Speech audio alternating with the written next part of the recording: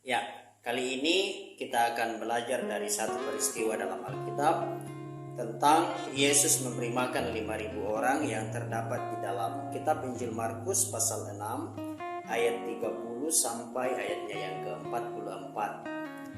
Ada banyak orang yang mengikuti Tuhan Yesus dalam pelayanannya. Ketika Tuhan Yesus mengajar, banyak orang yang berbondong-bondong mengikuti Dia. Satu kali orang banyak mengikuti Tuhan Yesus dan murid-muridnya.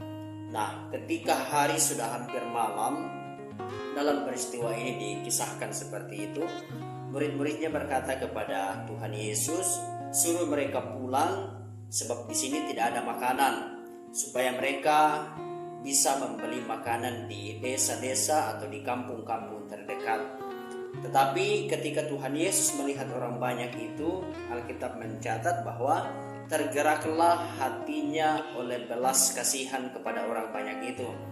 Makanya Tuhan Yesus berkata kepada murid-muridnya, kalian yang harus memberi makan kepada orang-orang ini.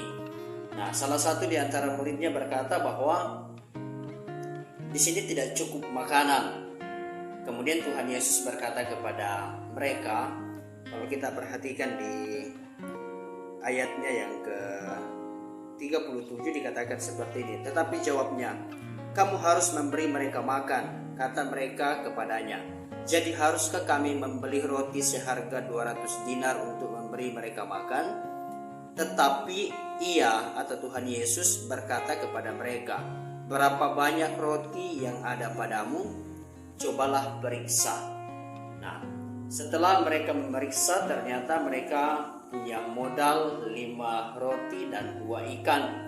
Kemudian Tuhan Yesus berkata kepada murid-muridnya, bawa itu kemari. Kemudian Tuhan Yesus dikatakan di sini menengadah ke langit, kemudian mengucap syukur, kemudian membagi-bagikan roti dan ikan itu kepada orang banyak. Dan hasilnya adalah ketika mereka makan dan kenyang, dan sisa-sisa yang dikumpulkan itu masih berjumlah 12 bakul. Ada mukjizat yang terjadi dalam peristiwa ini. Nah, hal yang saya ingin ajarkan kepada kita semua pada malam hari ini adalah ketika Tuhan Yesus mau melakukan mukjizat yang dahsyat ini, yang besar ini, Tuhan Yesus melakukan mukjizat berdasarkan apa yang ada di tangan murid-muridnya saat itu. Waktu Tuhan Yesus mau memberi makan 5.000 orang ini, dia tidak menjatuhkan ikan dan roti dari langit. Tapi Tuhan Yesus berkata kepada murid-muridnya, apa yang ada di tangan kalian atau apa yang ada padamu. Nah, teman-teman atau saudara-saudara yang dikasihi Tuhan, saya mau mengajak kita semua untuk belajar melihat apa yang ada pada kita, sekalipun itu kecil atau itu mungkin tidak, itu mungkin hanya sepele, tidak wow. Tapi kalau itu sudah ada di tangan kita, saya mau mengajak teman-teman semua, saudara semua, untuk belajar menghargai itu. Sebab apa yang ada di tanganmu, sekalipun itu kecil, ketika kamu bersama dengan Tuhan, itu bisa menjadi perkara yang besar. Dan itu bukan hanya memberkati hidupmu saja, tapi bisa memberkati hidup orang-orang yang ada di sekitarmu. Sebab itu lewat peristiwa ini, saya ingin mengajak kepada saudara untuk menghargai apapun yang ada pada dirimu saat ini, sekalipun itu hanya kelihatannya sepele. Karena mujizat Tuhan kebanyakan kalau kita baca Alkitab itu dimulai terjadi dari apa yang kita punya.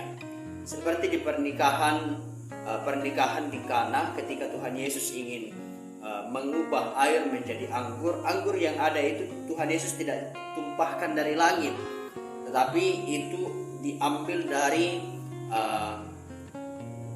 wadah yang tersedia pada waktu itu sebagai tempat pembasuhan, dan itu yang Tuhan Yesus ubahkan menjadi anggur yang terbaik dalam pesta itu. Banyak lagi kisah-kisah yang lain yang mengisahkan ketika Tuhan Yesus melakukan mujizat dalam kehidupan banyak orang. Tuhan Yesus selalu menggunakan hal-hal yang ada di sekitar mereka atau di tangan mereka.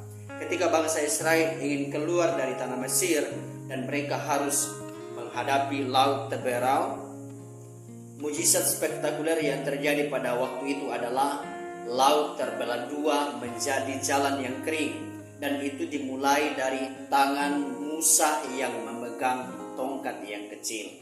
Jadi intinya adalah hargai apa yang ada padamu sekalipun itu kelihatan kecil, sebab yang kecil di tanganmu ketika engkau bersama Tuhan itu bisa menjadi hal yang sangat besar dan menakjubkan. Tuhan berkati.